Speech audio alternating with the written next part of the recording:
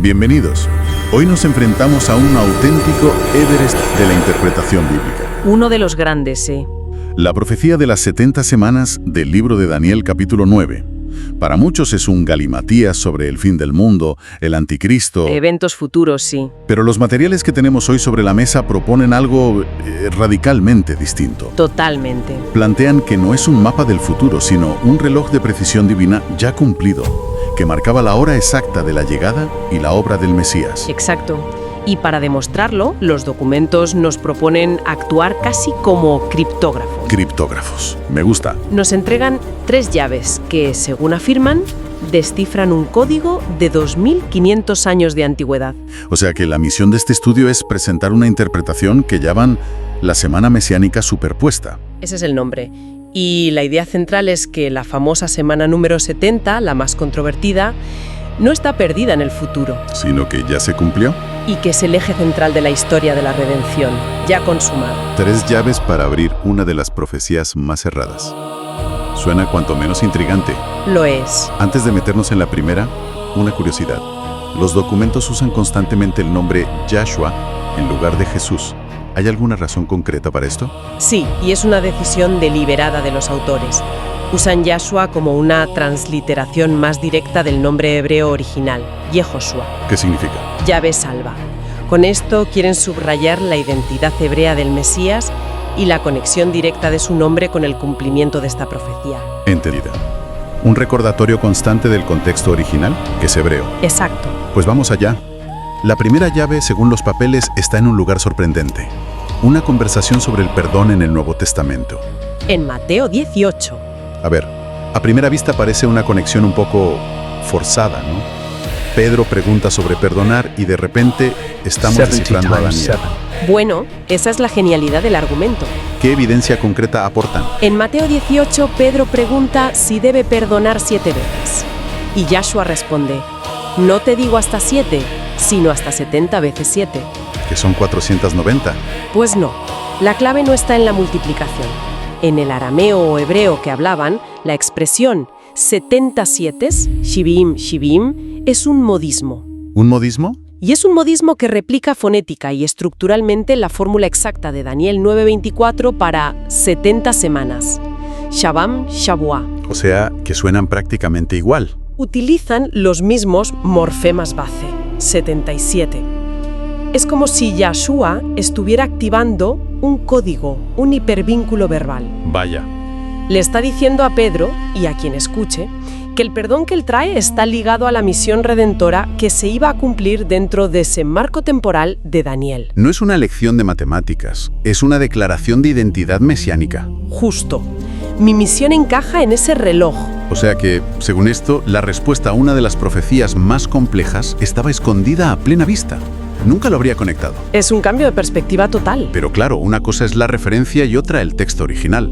Si el propio texto de Daniel prohibiera una pausa de 2000 años, toda la interpretación futurista se tambalearía. Se viene abajo, ¿sí? Y aquí entra la segunda llave, la palabra Nechtak. Absolutamente crucial. Daniel 9:24 dice, 70 semanas están determinadas sobre tu pueblo. Determinadas. La palabra hebrea original es nechtak. Y aquí está el núcleo. No significa simplemente decididas en un sentido vago. Su raíz significa cortar, seccionar, amputar. Cortar. Como cortar un trozo de tela o de madera. Exactamente. Es un término muy físico, casi quirúrgico. Y hay un detalle técnico, gramatical, que lo refuerza. A ver. La palabra está en la forma verbal nifal perfecto. Suena a clase de gramática, lo sé, pero es fundamental. Para los que no somos expertos en hebreo bíblico, ¿por qué es tan importante? Es que es la diferencia entre decir la sentencia será dictada y la sentencia ha sido dictada y el caso está cerrado y sellado. Ah, vale. El nifal perfecto implica una acción divina ya completada y con un estatus permanente, inalterable.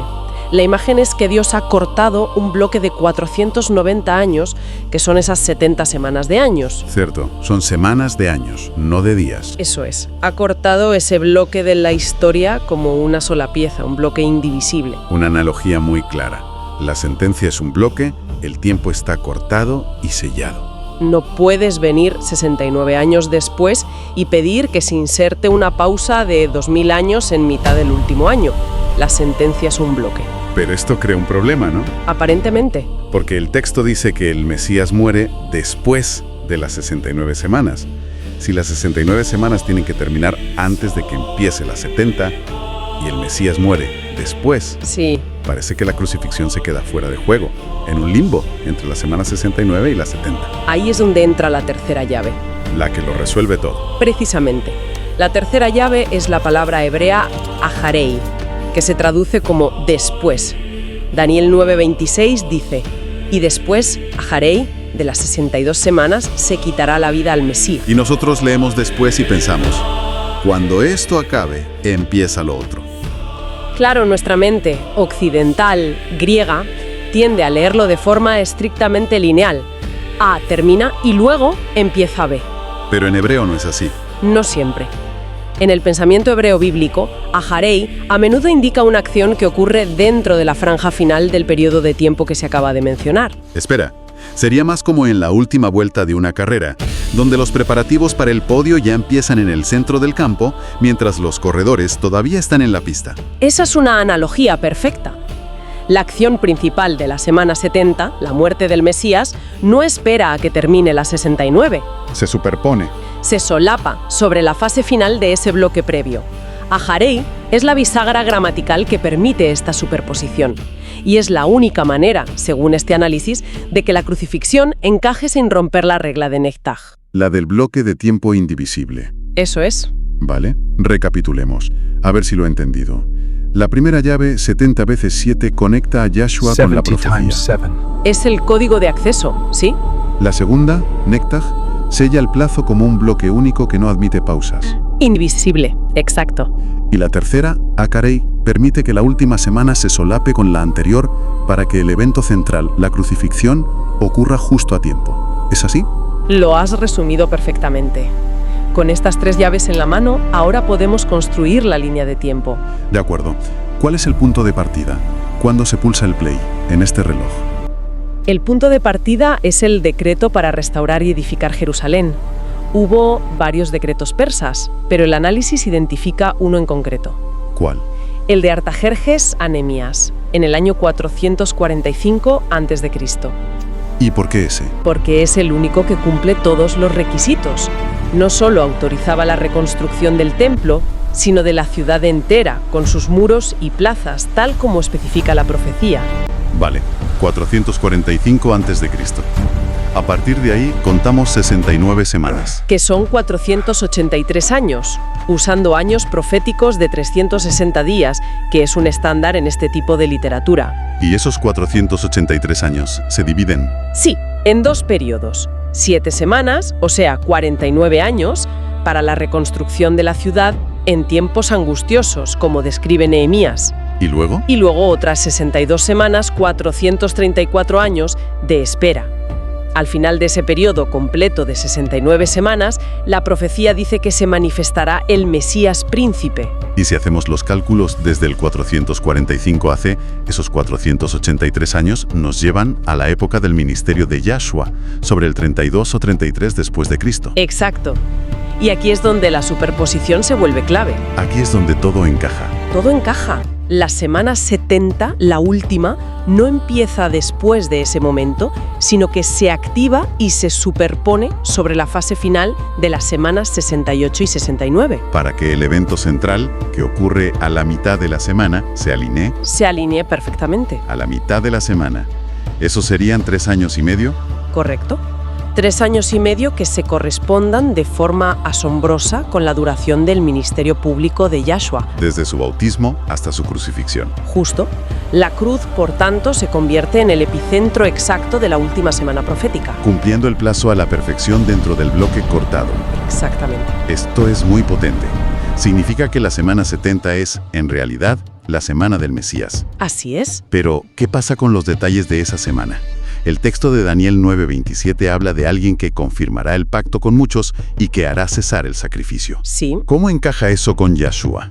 pues encaja como un guante, pero de nuevo hay que mirar al hebreo. Venga. Para confirmar el pacto, el verbo no es firmar o crear uno nuevo, como si fuera un tratado político. ¿Qué verbo es? Es gabar. Y gabar significa fortalecer, hacer prevalecer, hacer poderoso. Ah, es un matiz importante. Importantísimo. ¿Y qué hizo Yahshua en la última cena? Tomó la copa y dijo: «Esta es mi sangre del nuevo pacto». Con su sacrificio no firmó un acuerdo, sino que fortaleció y dio poder al pacto eterno de Dios con la humanidad. Vale, eso tiene sentido. Y lo de hacer cesar el sacrificio. Los sacrificios en el templo siguieron casi 40 años más hasta que los romanos lo destruyeron. Cierto, y por eso la clave es que el cese no fue físico, fue espiritual y jurídico. ¿A qué te refieres?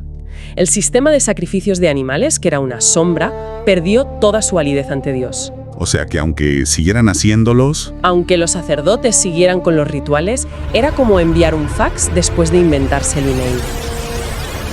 El velo del templo rasgándose de arriba abajo fue la notificación celestial de que ese sistema había quedado obsoleto. Cuando Cristo murió y el velo del templo se rasgó de arriba abajo, el sistema sacrificial levítico perdió su autoridad ante Dios. Es como una empresa que sigue operando después de que le hayan revocado la licencia. Esa es una analogía perfecta. Puede seguir abriendo sus puertas, pero sus actos ya no tienen valor legal. El sacrificio de Cristo es el único y definitivo. Su muerte hizo cesar la validez de cualquier otro sacrificio. Vale, la analogía de la licencia revocada es muy clara. Es un cese de autoridad divina. Entonces, la cruz es el evento que divide esa última semana. Y además, la profecía empieza en el versículo 24 listando 6 propósitos muy específicos para esas 70 semanas. También se cumplen. Los cumplen a la perfección. La obra de Cristo en esa semana 70 superpuesta es la única que puede cumplir esas 6 metas redentoras. ¿Qué son? Se consumó en la cruz. En la cruz, en el ministerio y en la resurrección del Mesías, dentro de esa semana final. Claro, esto choca frontalmente con la interpretación que muchos conocen, la de los libros y películas, la de un futuro anticristo firmando un tratado de paz. Choca de frente. Según los documentos, ¿de dónde sale esa idea de insertar un paréntesis de 2000 años si, como dices, la gramática de Neshtak no lo permite? Esa es la pregunta del millón. El modelo futurista necesita esa pausa para que la profecía pueda aplicarse a un personaje futuro. Pero no está en el texto. No tiene ninguna base en el texto de Daniel. Es una inserción teológica que se popularizó mucho más tarde, en el siglo XIX. Es, volviendo a la analogía, dibujar un paréntesis en la sentencia y decir: aquí paramos el reloj 2 milenios. Gramaticalmente es insostenible. ¿Y qué hay de otras interpretaciones, como la preterista, la que dice que todo se cumplió en el pasado, pero con la destrucción de Jerusalén en el 70 por el general Tito? El modelo preterista tiene el problema contrario, se queda corto. ¿En qué sentido? Conecta la profecía con eventos históricos del primer siglo, sí, pero no explica el alcance redentor de los 6 propósitos. ¿Claro? La destrucción de un templo, por traumática que fuera, no puede expiar la iniquidad ni traer la justicia perdurable. Esas son hazañas mesiánicas, no militares.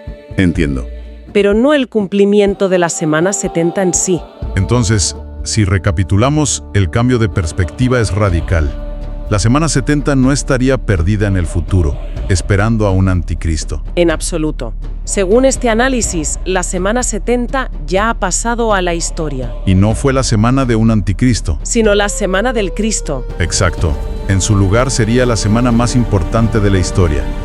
La del ministerio, el pacto y el sacrificio del Mesías. Sin duda. La profecía no estaría incompleta, sino sellada y consumada en la cruz. El reloj divino habría llegado a su hora clave. Esa es la conclusión central. La semana 70 le pertenece a Cristo. Es la semana mesiánica superpuesta. Una demostración, según esta exégesis, de que el plan de Dios se cumplió con una perfección matemática, lingüística y teológica absolutamente soberana. Pero, ¿qué pasa con el resto? ¿Y qué papel juegan fechas como el 39 DC o el 70 DC que a veces se mencionan? Pues mira, el ministerio de Cristo y su sacrificio encajan en esa semana solapada. El año 39 DC se usa en este modelo como un eje pedagógico. Un eje pedagógico. Sí, pensemos en ello como un contrato. El contrato de 7 años del nuevo pacto se firma con la sangre de Cristo en la cruz en el 33, Aunque el evento principal ya ocurrió, el periodo legal de ese contrato, por así decirlo, se proyecta hasta su finalización teórica, en torno al 39 DC. No es que pasara algo mágico ese año, no. Sirve para visualizar la duración completa de esa semana profética. Y sobre el año 70 es fundamental. La destrucción de Jerusalén es una consecuencia histórica del rechazo del Mesías. Es el juicio que vino después, pero no es parte de la semana 70 en sí. Si esta semana ya ocurrió, como propone esta interpretación, la pregunta lógica es: ¿se cumplieron los objetivos que Daniel estableció al principio en el versículo 24? Porque si no, el modelo no funciona. Ese es el clímax teológico. Y la respuesta es: absolutamente. Daniel 9:24 establece 6 propósitos. Terminar la prevaricación, poner fin al pecado, expiar la iniquidad, traer la justicia perdurable, sellar la visión y la profecía y ungir al Santo de los Santos. Son objetivos enormes. Son profundamente mesiánicos. Y se argumenta que todos se consumaron perfectamente en la obra de Cristo. En la cruz se expió la iniquidad. Con su resurrección trajo la justicia perdurable. Su vida, muerte y resurrección lo sellaron todo. La profecía está completa. Esta visión es radicalmente diferente a la idea popular de una tribulación futura de 7 años con un anticristo. Pongamos este modelo a prueba. ¿Cómo se compara con esa interpretación futurista? Pues mira, las fuentes usan una analogía de un paisaje de aptitud. La mejor interpretación es la que mejor se ajusta a todos los datos. Frente al futurismo que postula un enorme vacío o gap de más de 2000 años, este modelo de la semana mesiánica superpuesta, SMS, tiene una gran ventaja. Que no invente esa pausa. Exacto. Evita crear un paréntesis que no se menciona en el texto. Respeta el significado de Netztag, un tiempo cortado como una unidad. Y no necesita reinterpretar el pacto de Gabar como un tratado político futuro. Lo ve como el nuevo pacto en la sangre de Cristo. Algo central en el Nuevo Testamento. El futurismo, para funcionar, debe insertar esa pausa y además reasignar la semana del Mesías a su antagonista. Entiendo cómo evita el gap, pero ¿y frente a un preterista que dice que todo se cumplió con la destrucción del templo en el 70 después de Cristo, por Tito? Otra pregunta clave.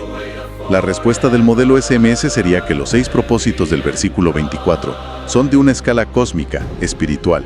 ¿Expiar la iniquidad? ¿Traer la justicia perdurable? Exacto. Eso es algo que la destrucción de un edificio, por traumática que fuera, no puede satisfacer. La destrucción por Tito fue una consecuencia, un juicio, pero no el acto redentor central. El preterismo se queda corto en esa dimensión teológica. O sea, que este modelo se presenta como el más coherente a nivel léxico, histórico y teológico. Integrando Antiguo y Nuevo Testamento sin forzar la gramática ni crear pausas que no están en el texto. De acuerdo. Vamos a resumir esto. La idea central, el momento de revelación de este análisis, es que la semana 70 no es un capítulo oscuro y futuro. Según esta visión es, de principio a fin, la semana de Cristo. Su ministerio, su pacto, su cruz a la mitad de la semana y su obra redentora. El reloj profético de Daniel, según esto, se cumplió y se detuvo, con perfecta precisión en él. Exactamente. La profecía está sellada y la obra está consumada. Y esto nos deja con una reflexión final. Una pregunta para que la audiencia considere. Adelante. Si el plan divino fue tan exacto, tan matemático y tan centrado en Cristo para su primera venida, ¿cómo debería eso transformar nuestra manera de leer y esperar el cumplimiento de las profecías que quedan? Nos deja con una reflexión final muy potente. Desde luego. ¿Cómo cambia eso la forma en que se leen todas las demás profecías del fin de los tiempos? Esa es la gran pregunta. Todas esas que a menudo se han vinculado y construido sobre la base de una futura semana 70. Lo cambia todo. Una pregunta para seguir explorando.